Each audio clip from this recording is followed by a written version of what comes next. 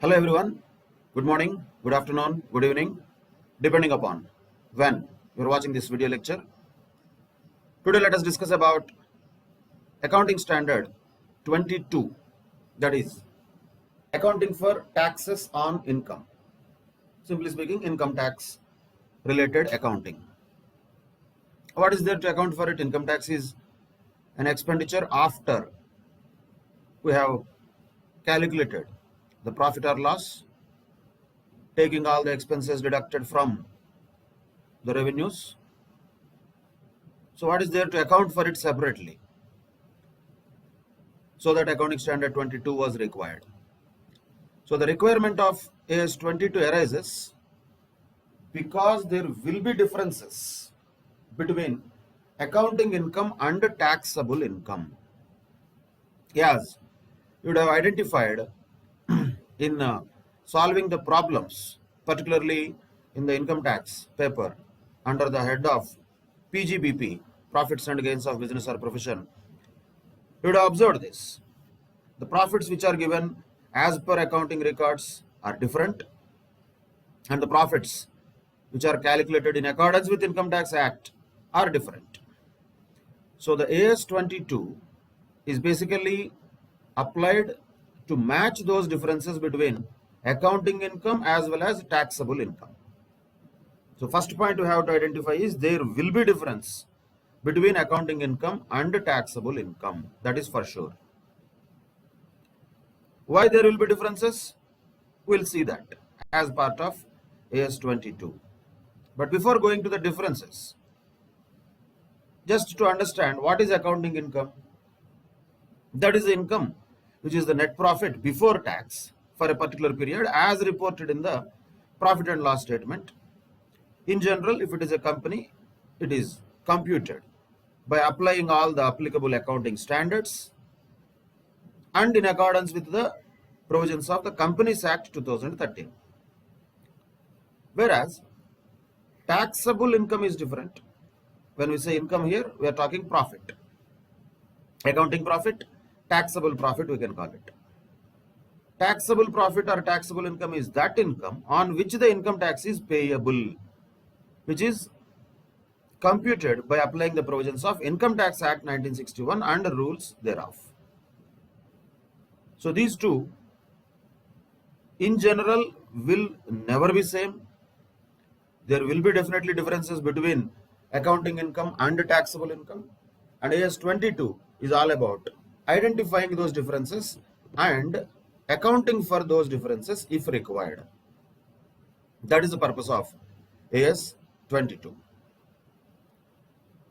But why these differences will occur and what are the types of differences that might occur in the accounting profits and taxable profits? Broadly, we can classify those differences into two categories. One is timing difference, temporary difference, but better to call it as timing difference. Second thing is permanent difference. So what are timing differences? Those are the differences between accounting income and taxable income which can be reversed in one or more subsequent periods. That means the difference between accounting profits and taxable profits is temporary in nature. In future, the difference which has occurred in this year will get nullified, which will get reversed in future, in the subsequent periods. For example, the most classic difference between accounting profits and tax profits will arise due to the depreciation. Of course, according to the accounting standard 10, depreciation can be provided by using written down value method also, straight line method also, and Companies Act has particularly prescribed the way of calculating depreciation on the basis of the periodically revised useful lives of the assets. So the accounting profits will have their calculation done on the basis of the depreciation which has been provided in accordance with Companies Act as well as accounting standards. Whereas Income Tax Act 1961 provides for only WDV method of depreciation. Under section 32 of the Income Tax Act, only WDV method of depreciation is allowed, and by the way, even the depreciation rates are prescribed by the Income Tax Act. We cannot use any rates as we wish, according to reality also, according to the real life or usefulness of the asset also, we cannot provide any depreciation according to Income Tax Act, because section 32 clearly gives the rates of depreciation fixed, and those depreciation rates only have to be used, WDV method only has to be used while computing the taxable income, that is tax profits. Whereas for computing accounting income, we might use SLM method also, we might use any other method prescribed by the accounting standards, and we might use the rates in accordance with the Companies Act, but not in accordance with Income Tax Act. So definitely there will be difference between the amount of depreciation that is provided on a particular asset in a particular period, from taxation point of view and from accounting point of view. But is this difference permanent? No, it is not. Why? Because let us say, according to Income Tax Act, we have provided more depreciation. Just for example, it could be reverse also. Just for example, if at all we provided more depreciation according to Income Tax Act, now that means what? The tax profits have become lesser. Now that means what? Now we will be paying a lesser income tax. But should we be happy with that? Is that okay? Or is it going to continue forever? No, it is not. Why? Because at the end of the life of every asset, whatever that time it may take, definitely the entire value of that asset will be written off through P&L account. Rates may differ, method of depreciation may differ, but ultimately the entire cost of the asset originally which was purchased has to be written off through profit and loss account. That the concept of depreciation does not change. But due to this temporarily high depreciation that we have charged in Income Tax Act, currently the income tax profits are low and accounting profits are high. Will it be same in future years also? Definitely not, because that will get reversed. In future, income tax profits will be high and accounting profits will be low, because already accounting has provided lesser depreciation earlier. Now it will provide more depreciation, because of which accounting profits in future will become lower and lower. Income tax profits in future will become higher and higher. In that example, that means what? Over a period of time, whatever the difference between accounting profits and tax profits was there, that difference will eventually get nullified. Those type of differences are called timing differences. Depreciation is the classic example of that, wherein definitely there will be difference between accounting depreciation and tax depreciation. Naturally, because of that, accounting profit and tax profits will be different. Naturally, because of that, tax percentage that is calculated on accounting profits and tax percentage that is calculated on tax profits will also be different. But of course, actual payment of tax will happen not on the basis of accounting profits, that will happen only on the basis of tax profits. But the difference in accounting profits and tax profits will get nullified over a period of time. If that is the scenario, then those types of differences are called timing differences. Like this, many provisions are there in the Income Tax Act, wherein because of those provisions, timing differences will occur. Just for example, you can say preliminary expenses as another example. According to Income Tax Act, under 35D, preliminary expenses, if any, of course subject to even restriction, they can be amortized over a period of 5 years. But in accordance with accounting profits, maybe those preliminary expenses would have been charged off to the P&L account in one shot. So what happened because of that? The accounting profits have become lesser tax profits have become more, but this difference is not going to stay forever. In future, this difference will get nullified because in future, in computing tax profits, we will have a deduction of amortization of preliminary expenses, but no such deduction will be there in accounting profits computation. That means in future, the tax profits will become lesser, accounting profits will become more because of this difference. Like this, many situations are there wherein there is a possibility that temporary differences or timing differences might occur between accounting profits and tax profits, or we can call accounting income and taxable income. That could be due to application of, let us say, some of the disallowances. Say cash payment is made more than the prescribed limit. So 48(3) of Income Tax Act will kick in, and that expenditure might be completely disallowed. But in accounting, that expenditure would have been debited already. That means accounting profits have become lesser, tax profits have become more. That is completely disallowed. Is that going to be reversed in future? No, it is not going to be. That is not going to be a timing difference. That is a permanent difference.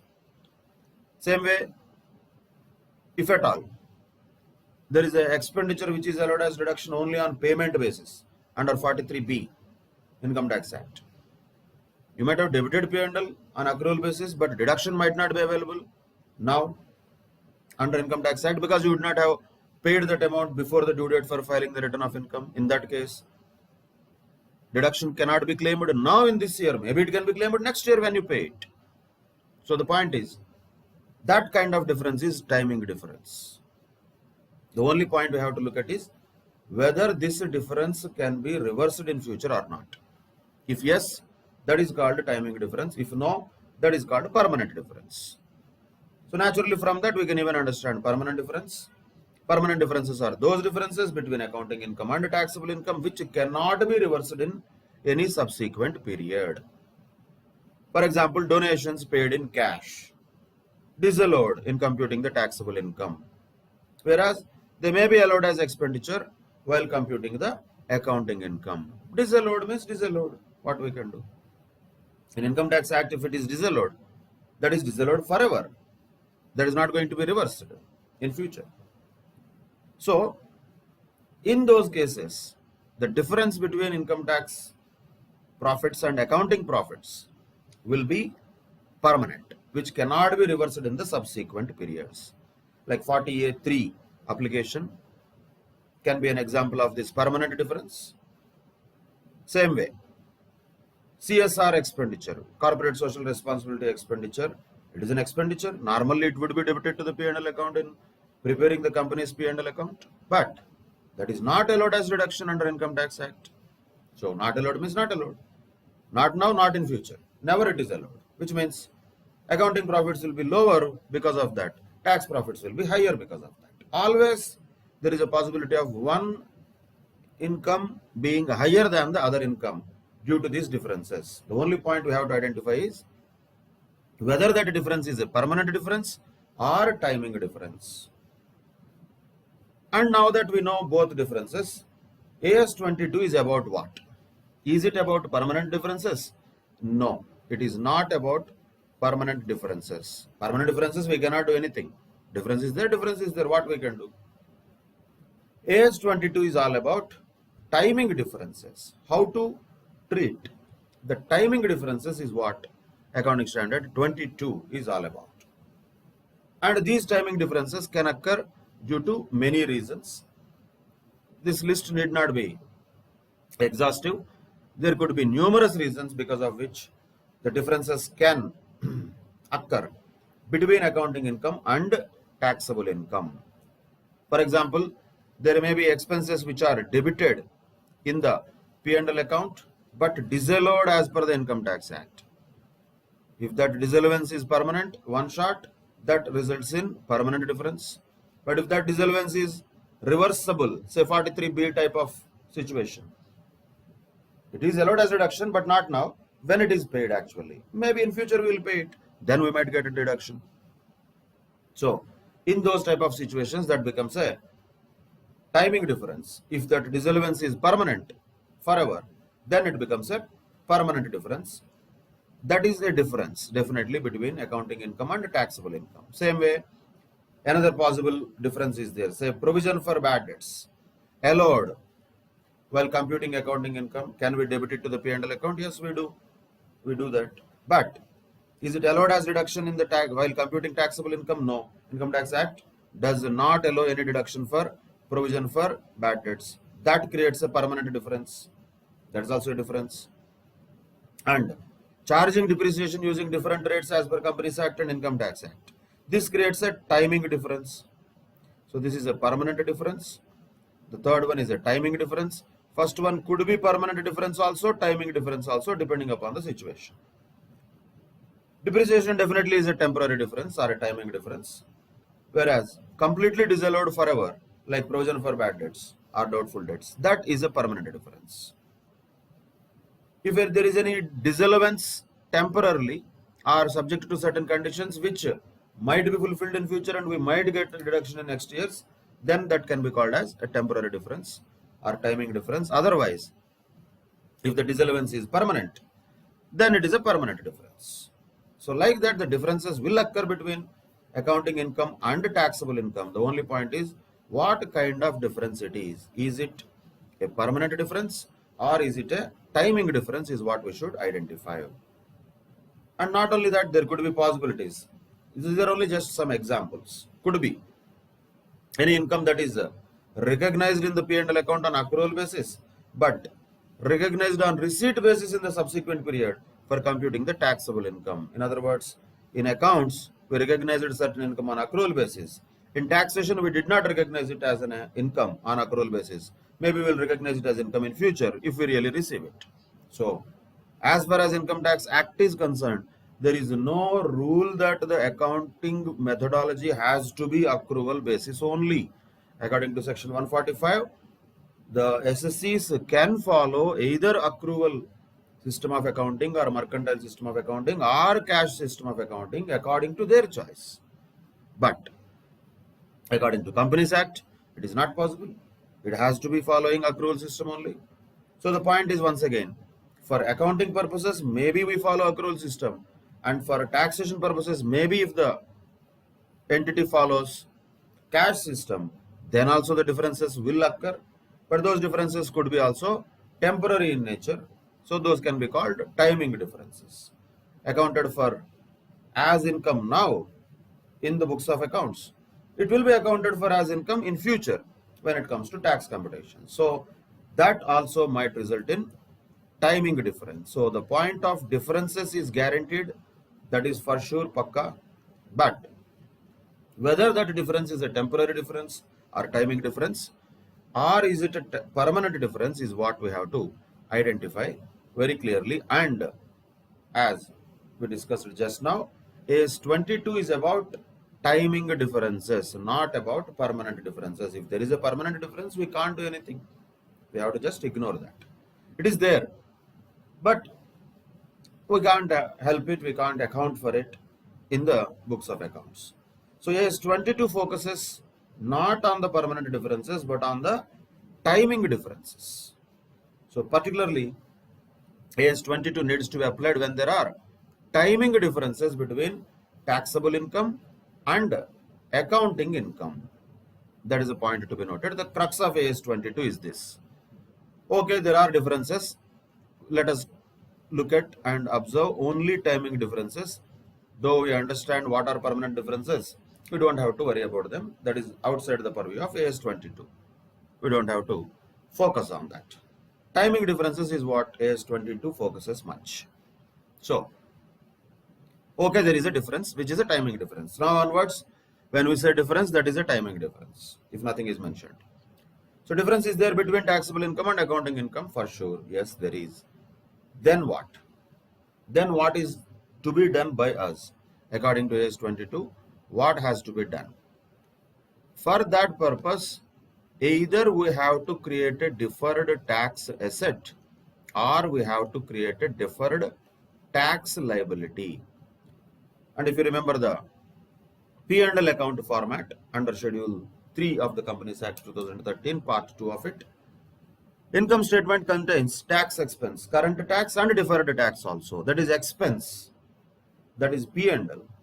But the other side of it will be either deferred tax asset or deferred tax liability. So simply speaking, if you read it correctly, we will understand what we are creating. It is a tax asset, but deferred tax asset. In the sense, let us say we paid more tax now. More, why we paid? Once again, always you have to keep in mind, because of timing differences. Now we paid more taxes. Why? Because income as per Income Tax Act was higher. Reason could be whatever. But we paid more tax now. That will be reversed in future, right? That means what? One kind of, for understanding purposes. Is it not an asset for us? Yes, it is. Why? Because we paid certain things, let us say, in advance. Not really in advance. For understanding purposes. Imagine if you paid something now, more, and because of which your future liability is going to be lesser. Is that not an asset? It is an asset. What kind of asset that is? That is a deferred tax asset. So when we pay more tax now, that creates a deferred tax asset. If we pay less tax now, we have to pay more tax in future. That means we have a liability in future, but we are creating that liability now, calling it as deferred tax liability. So that's it about deferred tax asset and liability. So when we are paying more tax now, that creates a deferred tax asset.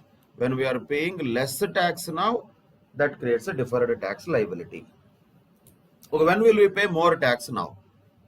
Naturally, if the taxable income is greater than the accounting income, then it will result in deferred tax asset, because we will end up paying more tax now.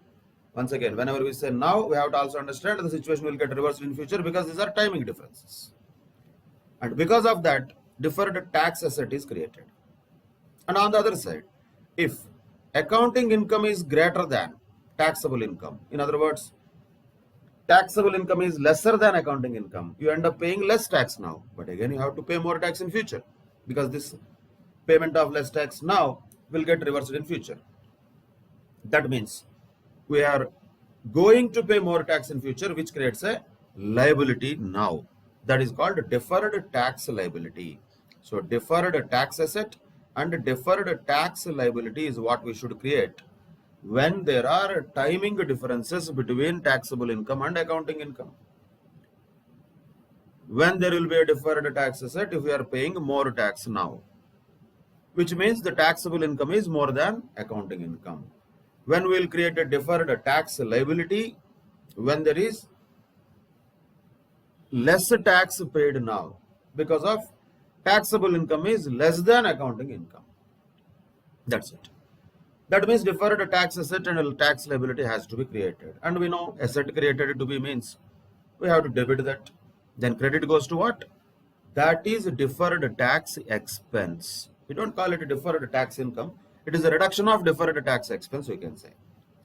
Of course, that could be for understanding purposes called as income, but it is neither a real expense nor a real income. It is a deferred tax expense or deferred tax income. So the entry in case of creating the deferred tax asset will be what? Debiting the deferred tax asset, crediting deferred tax. That's all. And that deferred tax credited means that should be shown as a reduction from deferred tax expense. If the tax expense normally is a positive item, it should be, then this should be shown as a negative item in the P&L account if there is a reduction in the deferred tax expense. On the other side, if we want to create a deferred tax liability, then reverse entry. Deferred tax account debtor to deferred tax liability account. That's all. These are the entries to be passed by the entities at the time of closing their books of accounts, generally at the end of the financial year or whatever the period for which they are reporting. whether there is any timing difference between taxable income and accounting income. They have to identify that. Because of that, whether a deferred tax asset or a deferred tax liability is created, that they have to identify. And asset has to be naturally debited, liability has to be naturally credited. But what about the other side of it? The credit and debit of the other side of it. That will be either debited to or credited to deferred tax expense. If it is net debit, then it will be shown as an expenditure, tax expenditure, current tax, deferred tax, both will be positive items. But if the deferred tax expenditure is negative, then current tax could be positive, deferred tax could be negative, which will be shown in the P&L account. So the deferred tax will be shown in the P&L account as a positive item or a negative item, whereas deferred tax asset will be shown on the asset side of the balance sheet under the current assets. Deferred tax liability will be shown on the liability side of the balance sheet as a current liability. That's it. That is how the creation of a deferred tax asset or liability will happen according to AS 22. And of course, should we create a deferred tax asset always? Always we cannot. Of course, there has to be a reasonable certainty of its realization. Whenever there is a creation of a deferred tax asset, if it is a deferred tax liability, we have to create it. There is no need to check any certainty and all. But if it is a deferred tax asset we want to create, then it should be recognized only when there is a reasonable certainty of its realization. Then how can we say the reasonable certainty is there? That can be only determined by making certain realistic estimates of the future profits based on the examination of the profit and loss statements of earlier periods. Naturally, we cannot do that. In the real life, the entities which are preparing the financial statements, they have to make sure themselves that whether from the past records of the profit and loss account statements, can we say with reasonable certainty that the deferred tax asset will be realized in future? Imagine there will not be any profits only in future. Then the deferred tax asset may not be realized. There is no possibility, if at all. There are not going to be any profits in future against which this expenditure can be claimed as deduction in future. If it is not the case, then realization of deferred tax asset is not possible to be recognized with a reasonable certainty of its realization. So the point of reasonable certainty arises with future going concern of the organization also, past record of the organization also. All these things have to be looked at. But again, these are practical things, not for exams or not for problems. But the point definitely to be noted, if a theory question or a case-based question comes, you should be able to write that when there is a recognition of deferred tax asset happening, that should be recognized only when there is a reasonable certainty of its realization. We are creating something now with an expectation about its reversal in future. If that reversal in future itself will not happen or might not happen, then how can we recognize it now? We cannot recognize it now for deferred tax asset. If it is deferred tax liability, we will create it anyway, irrespective of whether there is reasonable certainty or not. Conservatism always followed in accounting standards. Here also the same principle is followed. Prudence. So that is the creation of deferred tax asset or deferred tax liability. Now, what should be the disclosure requirements under AS 22? Should we do any reconciliation between accounting profit and tax expense? Not required. It is not required according to AS 22.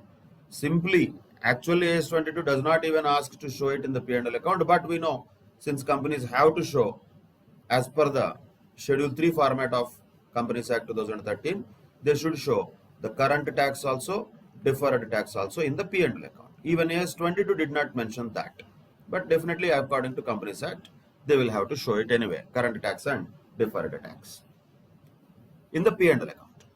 But the other side of it, AS 22 is more focused on the balance sheet rather than P&L. The deferred tax assets and the deferred tax liabilities, the breakup of them into major components of the respective balances should be disclosed in the notes to account. So how this deferred tax asset and deferred tax liability is created, that breakup has to be given in the notes to accounts. So to understand the essence or intention of AS 22, it is not much focusing on P&L account. P&L account will have to show the current tax and deferred tax according to the Companies Act, not according to AS 22, but still they have to show if it is a company. But whereas AS 22 only requires the breakup of deferred tax asset and deferred tax liabilities to be disclosed in the notes to accounts. And not only that, of course, these deferred tax asset and liabilities should be distinguished from the assets and liabilities representing the current tax for the period. So assets and liabilities normally are different. Deferred tax asset and liabilities are different. That is why they should be disclosed under a separate heading in the balance sheet of the enterprise separately from the other current assets and current liabilities. So that is why even if you remember the Schedule 3 format of balance sheet also, there will be a separate heading for deferred tax asset and deferred tax liability under the current assets and current liabilities. You cannot mix with the other current assets and other current liabilities. They have to be disclosed separately. Of course, it is following even Schedule 3 requirement also. Though P&L disclosure was not mentioned by AS 22 specifically, balance sheet disclosure definitely is in accordance with Schedule 3 only, so there is no difference there. Separate disclosure of deferred tax asset and deferred tax liability should happen in the balance sheet under the heading of current assets and current liabilities, distinguishing from the other current assets and other current liabilities. First point. And breakup of those deferred tax assets and deferred tax liabilities shall be given in the notes to accounts. These are the disclosure requirements of AS 22.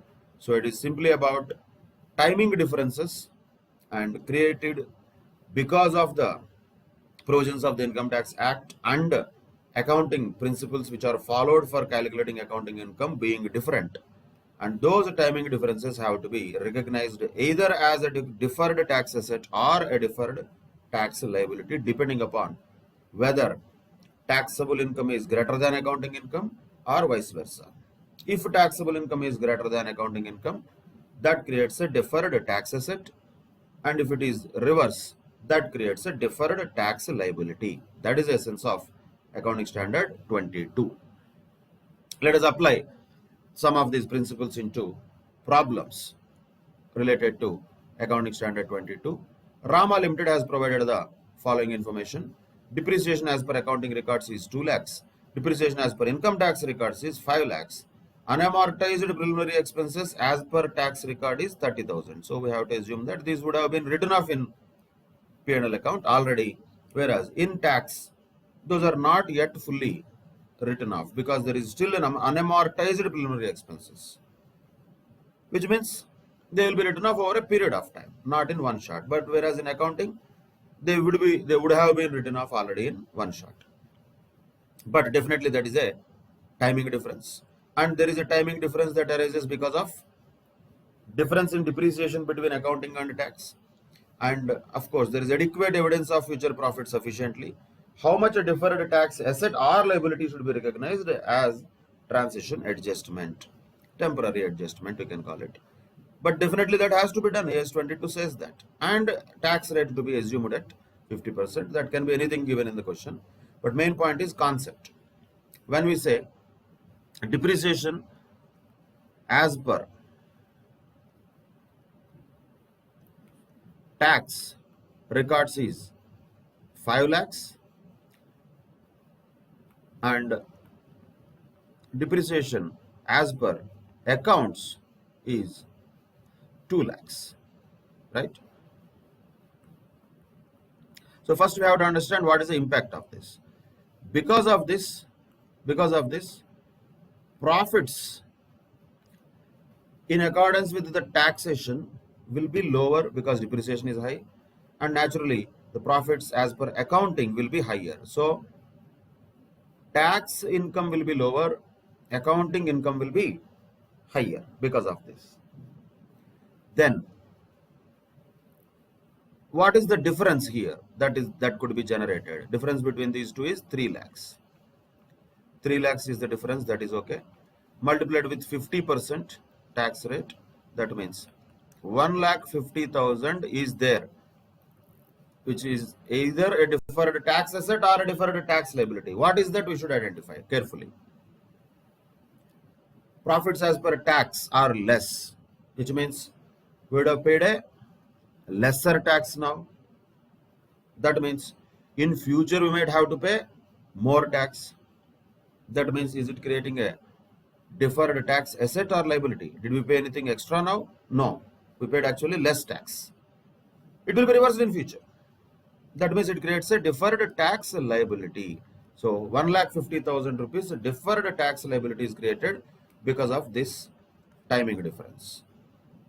Then looking at preliminary expenses which are not yet written off, only in tax records, that is 30,000. Of course, they will be written off in future, right? Even in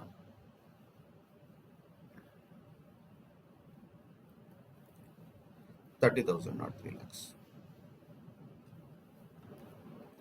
So 30,000 preliminary expenses are still there to be written off in future in the taxation point of view only. That means what? We already paid more tax. That means in future our tax liability will be lesser. That creates a deferred tax asset. How much is that? Not 30,000. On that 30,000, 50% will be the deferred tax asset, which means 15,000 rupees is the deferred tax asset. So there is a deferred tax liability of 1,50,000, a deferred tax asset of 15,000.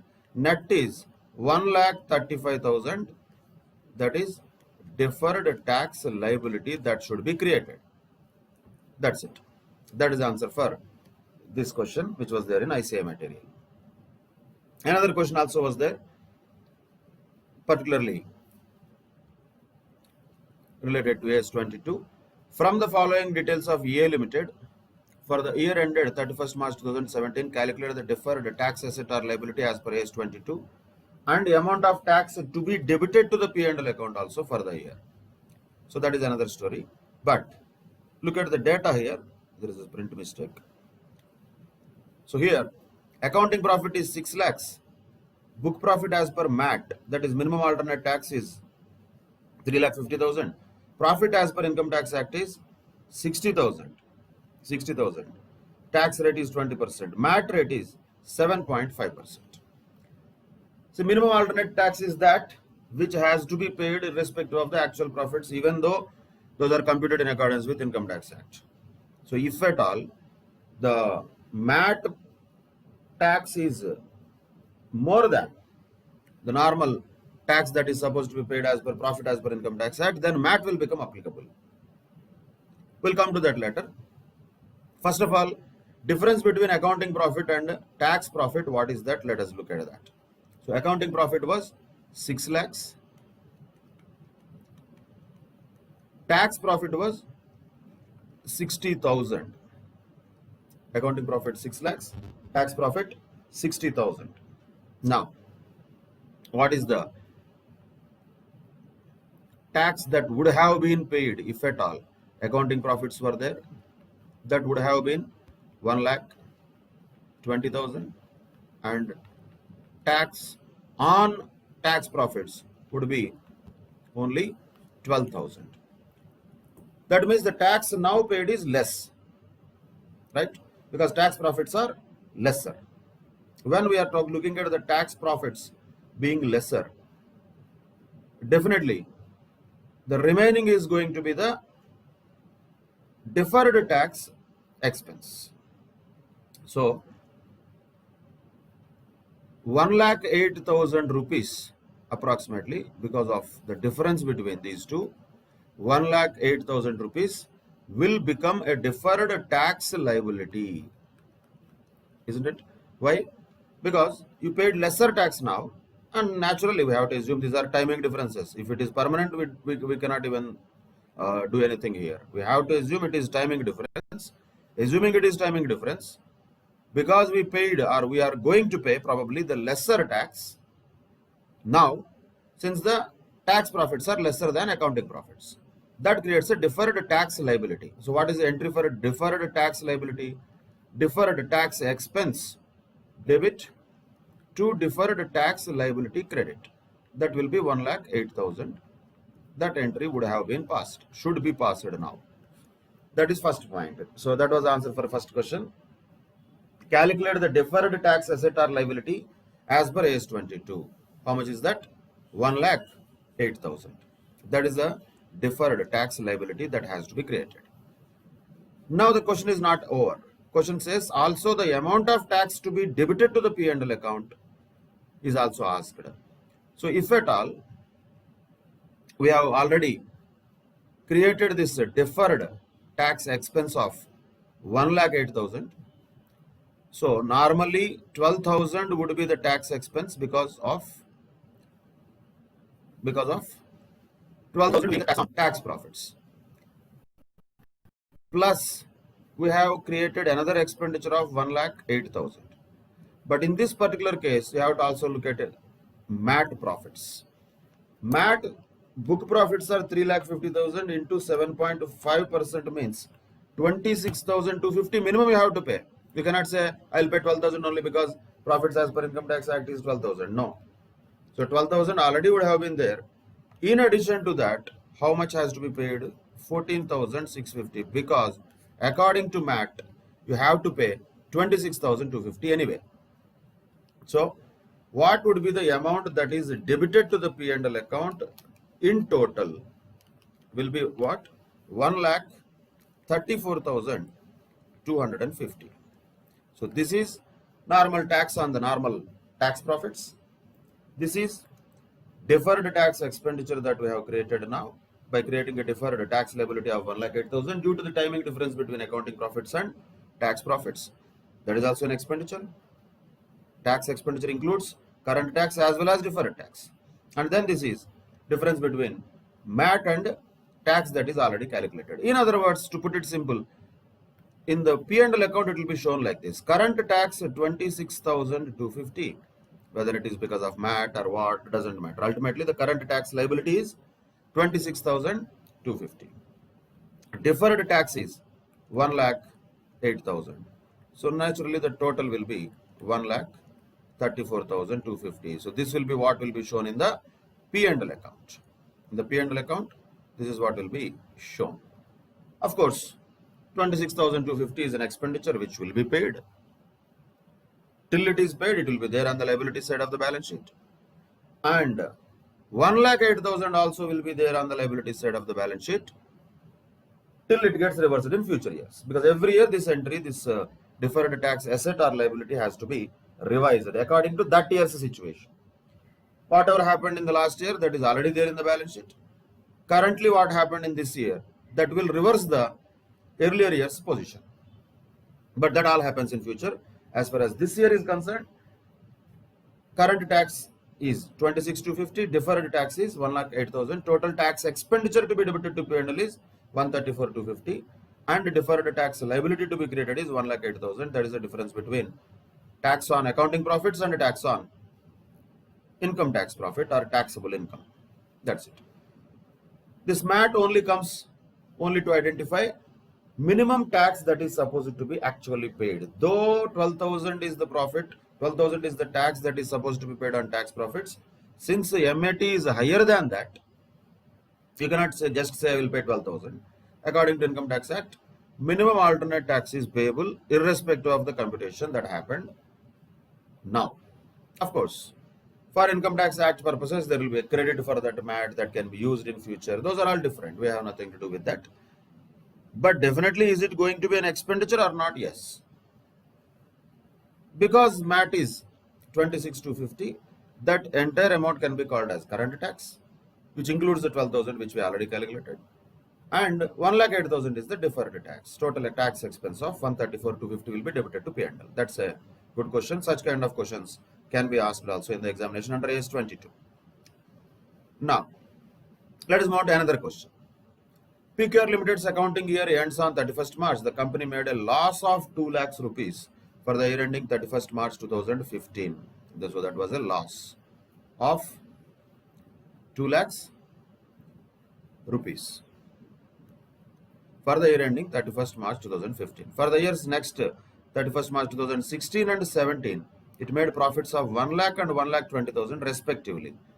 And it is assumed that the loss of a year can be carried forward for 8 years, which is fact, and tax rate is 40%. By the end of 31st March 2015, the company feels that there will be sufficient taxable income in the future years against which the carry forward loss can be set off, which means there is a reasonable assurance that in future this timing difference will be definitely reversed, and there is no difference between taxable income and accounting income except this carry forward loss which is allowed in the years ending 2016 and 17 for tax purposes. Other than this, there is no other timing difference between taxable income and accounting income. Prepare a statement of profit and loss for the years ending 2015, 16 and 17. That is a question. This is also an interesting question. Such kind of questions can be asked. 2015, 2016 and 2017. Income statement is what is asked. Let us take the profits first of all according to whatever the accounting records that the company PQR Limited has. For the 3 years, it has, that is year ending 31st March 2015, 16 and 17, by the way, not calendar years. But that's okay. 15 means year 14, 15, like that. So what is the first year's profit, accounting profit or loss? First year it is loss, 2 lakhs loss. And for the years ending 31st March 2016 and 17, it made profits of 1 lakh and 1 lakh 20,000 respectively. These are profits. Sorry, 1 lakh and 1 lakh 20,000.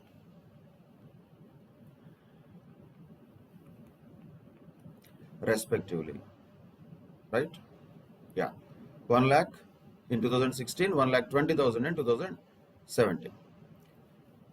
And carry forward and all these things can happen. Tax rate is 40%. That's it. Now, at the end of 2015, the company was confident that in future there will be sufficient taxable income against which this carry forward loss can be set off. In other words, now what is happening? Just understand that because of this 2 lakhs loss, currently we don't have to pay any tax actually. There is no current tax liability because there is no profit at all. When there is no profit, there is no tax. But this 2 lakhs can be set off against the profits of future years, and that will reduce the tax expenditure of future years. Is that not a benefit for us in future? Yes. So is there a benefit that would be flowing into the organization in future because of this? Yes. Is it not an asset? Then yes, definitely it is an asset. What is the kind of asset that is? That is a deferred tax asset. And naturally, how much will that be? 40% of this 2 lakhs. Deferred tax asset has to be created. When deferred tax asset is created, as you know, debit deferred tax asset and credit deferred tax expenditure. But definitely that is credit. In the sense, kind of income, though it is not income actually, a kind of income we can say. So what happens because of that? The loss will get reduced. So 1 lakh 20,000 will be the loss that will be shown in the year 2015 because of this deferred tax account debtor to deferred tax expense account. That expenditure naturally is a negative expenditure, means income. That means that will reduce the loss. So 1,20,000 rupees is the loss that will be shown in the P&L account for the year ended 31st March 2015. Then coming to 2016, what happened is 1 lakh rupees profit is there. In that, already last year's 1 lakh can be set off. That is set off. That means there is no current tax now also. There is no current tax. But whatever the benefit that you have anticipated earlier to the extent of 80,000, out of that 40,000 we have utilized already. That means what? We have to reverse that deferred tax asset. Earlier we had created a deferred tax asset. Now we have to reverse that. So this can be called as reversal. So when we reverse the deferred tax asset, what should be the entry? deferred tax expense account at R2, deferred tax asset. That means expenditure is increased. That means profits are reduced. That means what will be the profits in this year? 60,000. No tax liability, only profit, that is. That's it. Then next year, again another 40,000 will be reversed. Why? Because this 80,000 already got set off completely now. 1 lakh of that in 2016 and another 1 lakh of that in 2017. But in addition to that, there is a 20,000 profit. That creates a 8,000 rupees expenditure. That is a tax expenditure. That is current tax expenditure. So there is a current tax also that can be considered as 8,000 rupees. Why? 40% of 20,000. That is 8,000 rupees current tax expenditure. 40,000 rupees reversal of deferred tax asset created earlier.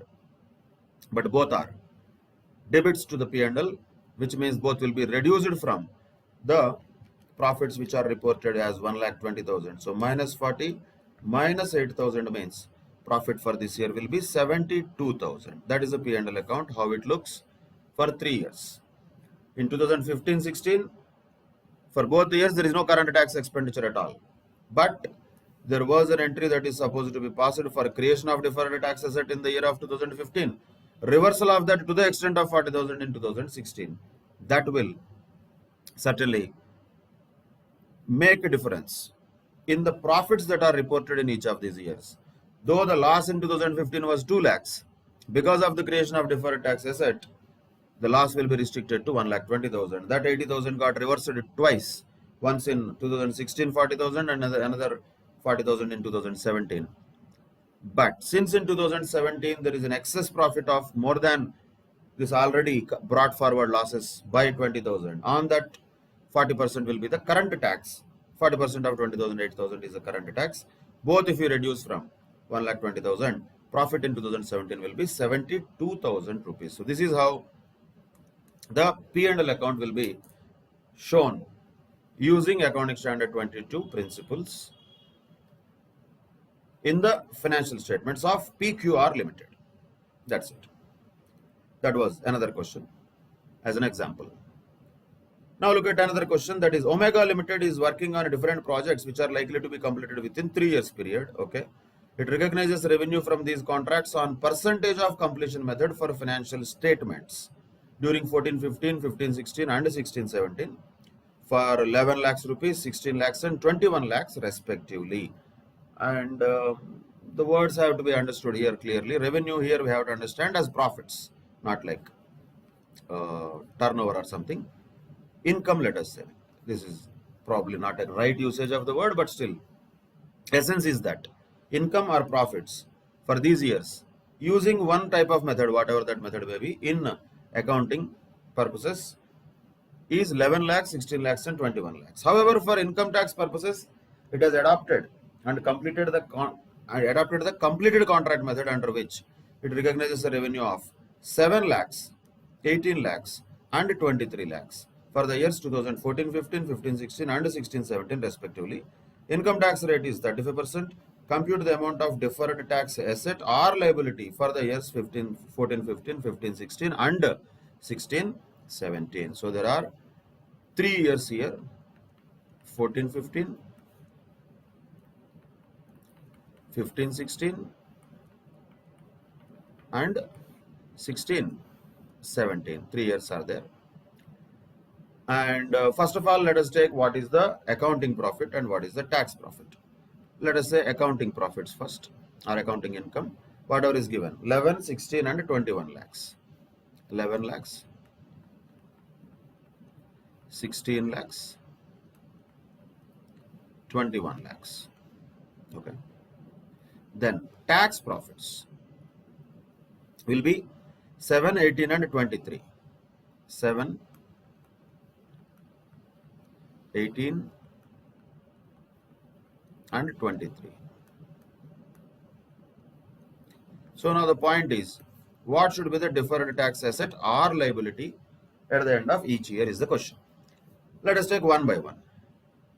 What is the difference between these two first of all? Difference between these two is 4 lakhs. Right? That is clear. Difference between those two is 4 lakhs. But what kind of difference that is? Temporary difference. Because only the method of recognition of revenue has changed between accounting profits and tax profit computations. What happened here? Tax profits were lesser by 4 lakhs. When tax profits are lesser by 4 lakhs, that means you paid lesser tax. That means you will have to pay more tax in future. Will that create a deferred tax asset or a deferred tax liability? That creates a deferred tax liability. Right now we are paying lesser tax. In future we will have to pay that difference in future. So that creates a deferred tax liability of how much? 35% of 4 lakhs. That means 1,40,000 rupees deferred tax liability has to be created in year 2014-15. Then coming to 2015-16, let us take this as negative, if at all. Whatever it is, negative, positive, doesn't matter. Whether it is asset or liability, that matters. Here, tax profits are more by 2 lakhs in the next year. Accounting profits are lesser. In other words, what happened? Whatever that 4 lakhs earlier you had lesser tax profits, that got nullified to the extent of 2 lakhs now. That means, to that extent, there has to be a reversal of this deferred tax liability. But if you take the cumulative numbers, this total of these two will be nullified. In other words, the 1,40,000 rupees deferred tax liability that was created earlier, in that, to the extent of half of it, which means reversal, we can call it, reversal of deferred tax liability, happens to the extent of 70,000 rupees here in the year 2015-16. So, after the reversal of 70,000, what will be the deferred tax liability balance at the end of 2015-16? That will be still 70,000 there, because of reversal of original deferred tax liability by half. Why? Because originally it was 4 lakhs difference. Now the difference is 2 lakhs, which is half of that.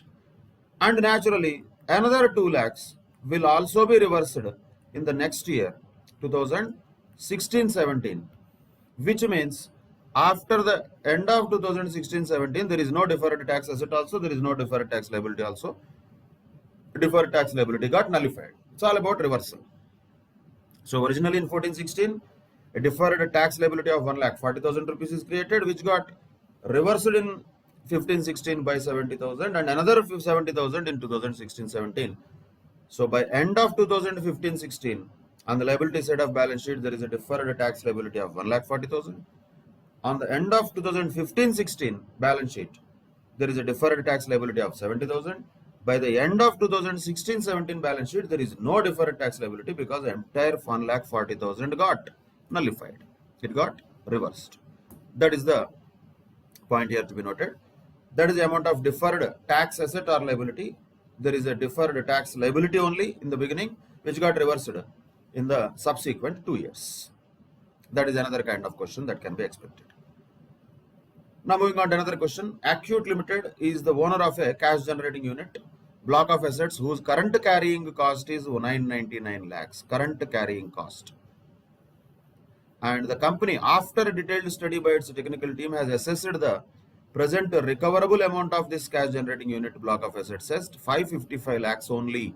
That means we have to also keep in mind there is an impairment of assets. So 999 minus 555 means there is a 444 lakhs of impairment of assets that is identified by the technical team. And there is impairment of assets according to accounting standard 10, that has to be reduced, that has to be charged off to P&L. That should be reduced from the carrying amount of the asset. The value of the block of assets as per income tax records is different. That is 777 lakhs. The approving authority of the company have issued a signed statement confirming that impairment in the value of this CGU is only a temporary phenomena which is reversible in subsequent periods, and also assuring virtual certainty of taxable incomes in the foreseeable future. So this impairment loss, whatever is there, that is not a permanent thing. That is only a temporary thing according to them. Practically, it will not be like that, but according to them, it is the scenario where clearly it was mentioned that it is a temporary phenomenon and it is reversible in future. You are required to show the deferred tax workings as per accounting standard, giving the tax rate of 30% plus 10% surcharge thereon. So that means effectively the tax rate will be 33%. Simple. Depreciation rate for tax purposes is 15%, and as per books of accounts is 13.91%. So depreciation rates are also different. We should first find out what is the depreciation in accordance with the tax records and in accordance with income tax, in accordance with books of accounts. And whatever the current value of the block of assets already according to income tax records is 777 lakhs. And naturally, current already the depreciated value of block of assets is 777 lakhs, means that is after providing depreciation of 15%, right? That means what? Before providing depreciation, how much this would have been? This is after providing depreciation, means this is representing say 85. Before providing, how much this would have been? That will be 100. So 777 into 100 by 85, whatever that amount is, 914.12, let us say. On that 15% approximately will be the depreciation, that is 137.12.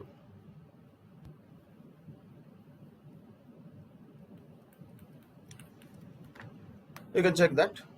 914.12 minus 137.12 is 777.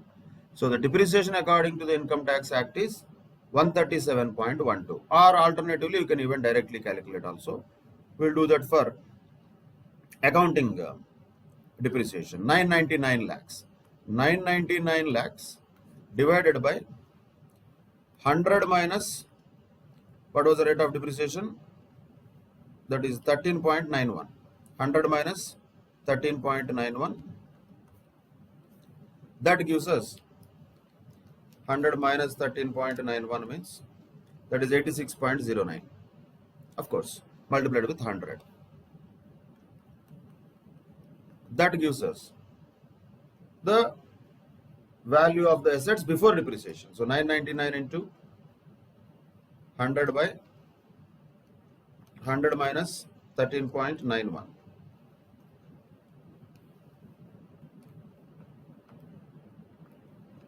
That will be around 1160.41, let us say, into 13.91%. That will give us 161.41. You can check that. 1160.41 minus 161.41 is 999. So because these 777 and 999 are current values, we have to take them as if those were after depreciation. So we have to find out what is the depreciation according to Income Tax Act and what is the depreciation according to accounts. Then the question comes, what is the difference between them? So 161.41 minus 137.12, these are the depreciations. So the difference between them will be 24.29. On that 33% of tax means 8.0157 of either deferred tax asset or liability has to be created. But for that, whether it is asset or liability, we have to understand which depreciation is more. Accounting depreciation is more, tax depreciation is less. Tax depreciation less means tax profits are more. Tax profits more means we are paying more tax now. That means that will be reversed in future. We already paid more tax means that creates a deferred tax asset. Simple. First calculate, then determine whether it is asset or liability according to the logic. So 8.0157 deferred tax asset is created because of this depreciation difference. In addition to this, there is an impairment loss of 444 lakhs which was debited to P&L, which could be debited to P&L according to accounting standard 10. But can we do that for income tax purposes? No, there is no such thing. So accounting profits have become lesser, tax profits have become more because of this. That means once again, since it is going to be reversible in future, we are paying more tax now. That means because of which another deferred tax asset is created. How much will be that? 444 into 33%. Impairment loss 444 into 33% means 146.52, let us say. So put together, this is also deferred tax asset only. Both are deferred tax assets. This is also deferred tax asset, this is also deferred tax asset. Because the tax profits are more, accounting profits are lesser. And as the point says, this could be reversed in future. So that means definitely it's a temporary difference that can create a deferred tax asset. So what is the total deferred tax asset? 146.52 plus 8.02, let us say. Total 154.54 is the final deferred tax asset that is supposed to be created at the end of the balance sheet of Acute Limited. That's it. That is the question. That is the deferred tax workings that have to be done. The deferred tax asset of 154.54 has to be created because the current payment of tax is more than what it was supposed to be according to accounting profit. Since there will be a difference in future, since there will be a reversal in future, the tax profits are more than accounting profits, simply speaking. When tax profits are more than accounting profits or accounting profits are less than tax profits, both are same, then deferred tax asset will be created. That's it. Amount is 154.54. Like that, you can look at another question also. The following particulars are stated in the balance sheet of PQR Limited as on 31st March 2018. There is already a deferred tax liability credit balance naturally of 30 lakhs and already there is a deferred tax asset of 15 lakhs. Following transactions were reported during the year 2018-19. Tax rate is 30%. Depreciation as per books is 80 lakhs and depreciation for tax purposes is 70 lakhs. So that definitely creates what? A difference, timing difference. Same way, items disallowed in the earlier year 17-18, but now allowed for tax purposes in 18-19. There is a 10 lakhs difference in that.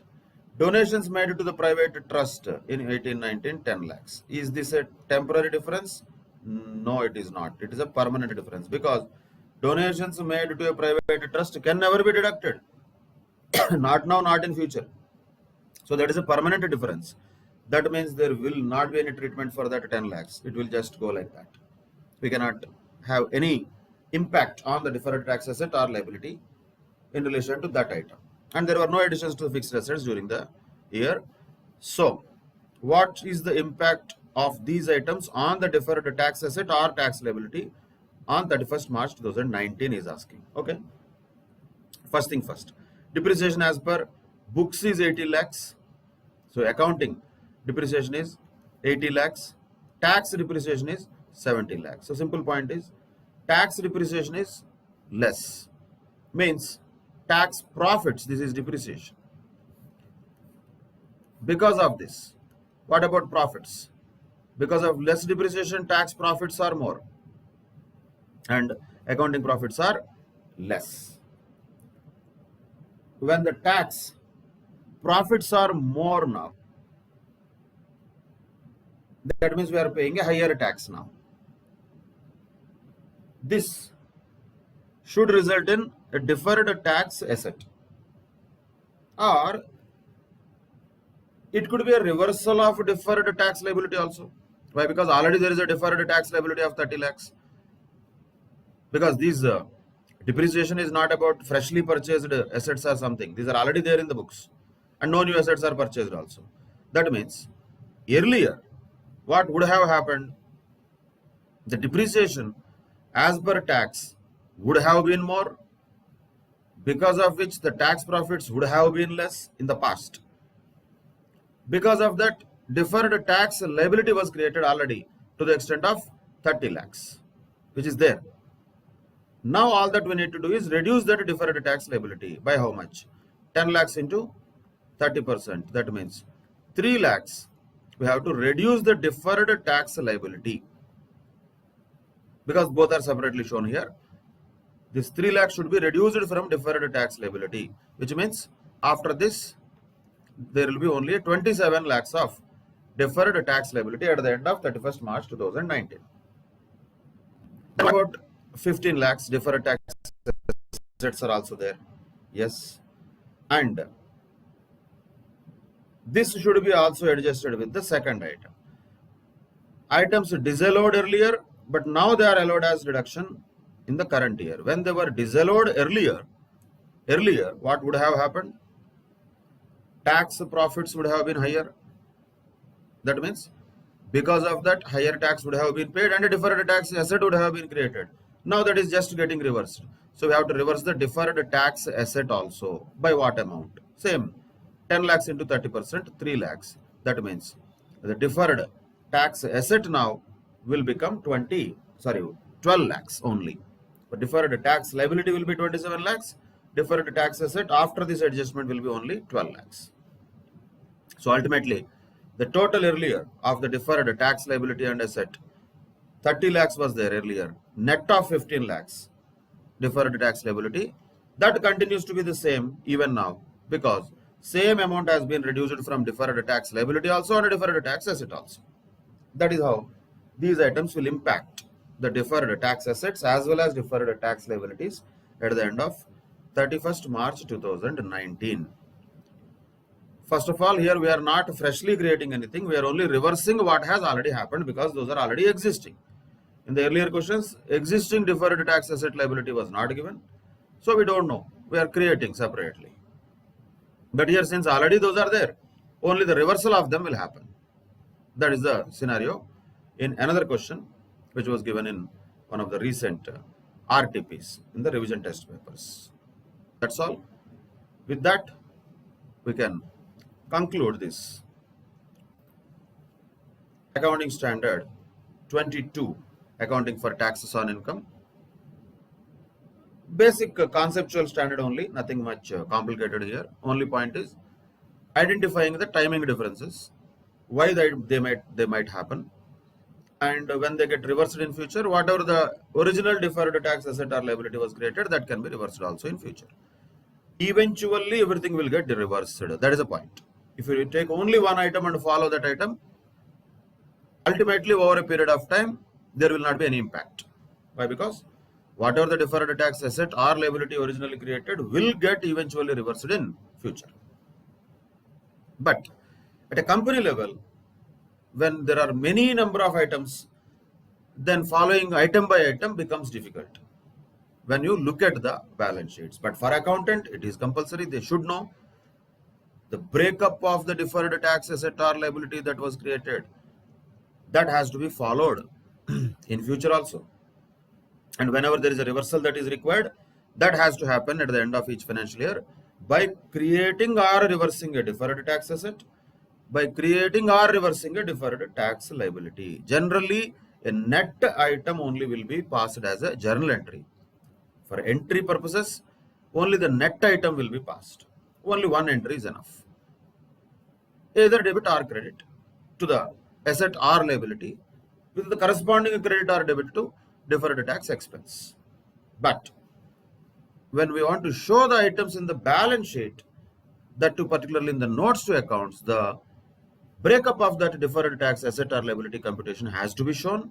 For that purpose, details of those things have to be maintained practically also by the companies, organizations which are showing the disclosure requirements in accordance with AS 22. That is the other side of it. But computation wise, deferred tax asset or liability computation is the crux of AS 22. With that, we can conclude this accounting standard 22, and in any another next session we will discuss another accounting standard. Till then, take care. Bye bye. Thank you very much.